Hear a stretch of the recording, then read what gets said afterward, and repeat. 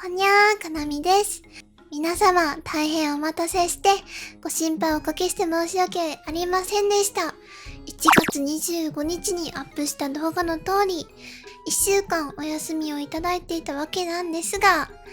この度、めでたく復帰できることになりました。イエーイ。まだ完治したわけではないので、少しずつ、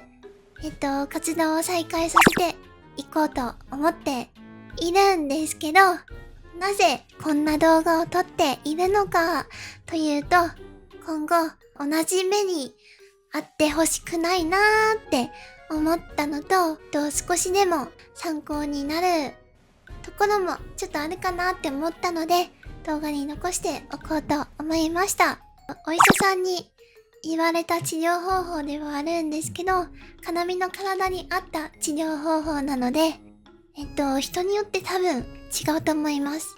聞く程度にしておいてください。はい。では早速行ってみたいと思います。どうしてかなみが急性胃腸炎になってしまったのかというと、1月の半ばに多分なんですけど食中毒をやってしまって、胃腸の調子が悪いまんま病院に行かず、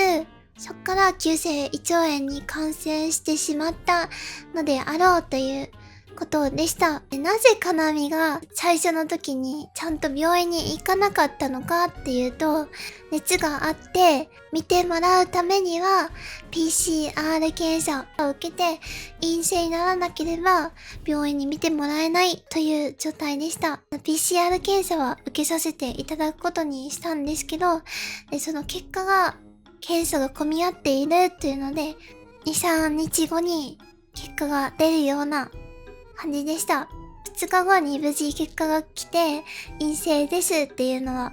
出たんですけど、その時にはもうお腹治ったかなーっていう感じになっていたのもあって、ちょっと調子悪い感じはするけど、病院行く体力もないし、なんかすごい今忙しいし行ってる暇ないなと思って、行かずに放置して、そのまま過ごしていたら、ある日、ってなって、大変なことになりました。PCR 検査陰性だったので、お腹見てもらえますけどどうしますかって病院から電話あった時に、かなみがもう大丈夫ですって言ってしまったのが間違いでした。そこでちゃんと病院に行って早めに治療をしていれば、このひどい急性胃腸炎になることもなく過ごせたのではないかなって思います。かなみのこの時指示された治療方法なんですけど、1週間飲まず食わず点滴だけで過ごしましょうということをこの時言い渡されてしまって、すごく絶望を覚えました。食べてはいけないだけでなく、お水も飲んではいけない。口が渇いたらうがいはできるけど、それを飲み込んではいけないということでした。かなみの胃と腸が超腫れている状態でもう本当にすごいボロボロで、何を飲んでも食べても痛めつけるだけで何も吸収できない、意味ないし、むしろ悪化するっていう状態だったので、もうお薬を飲んで栄養を点滴で取りましょうということになったんですね。1月の25日から1月28日まで OS1 をちびちび飲むぐらいだったらいいよっていうことだったので、 OS1 だけが唯一のかなみのおやつでした。この4日間は本当に地獄で、寝てる以外何もできない。食べてないからかすごいフラフラするし、お薬もらってたんですけど、そのお薬が胃潰瘍にも効くようなお薬で、それの副作用が結構強くって、息切れもするし、口も乾くし、ベッドの上でゴロゴロ生活でした。それで1月29日、かなみの回復が早くって、1月29日にはスーププラスおかゆを1食お茶碗3分の1まで食べていいよっていう状態になりました。でそこまで回復できたんですけど、なんか回復してきたら回復してきたでだんだんひもじくなってきまして、先生、空腹でお腹が痛いのでもっと食べてもいいんじゃないですかって言ったんですけど、それは NG でした。で、こんな感じで4日間過ごした時のメニューがこちら。お腹に優しいメニューなので、お腹の調子が悪い人は参考にしてみてください。人参とか、かぼちゃ、里芋、さつまいも、じゃがいも、玉ねぎは入れていいそうなので、それを細かく切って、煮崩れるぐらいに煮て、だしか醤油かお塩のシンプルな味付けで味付けをします。金網はこれをおかゆにかけて、もちもちっとした感じの食感で食べるのが好きでした。すごく美味しかったです。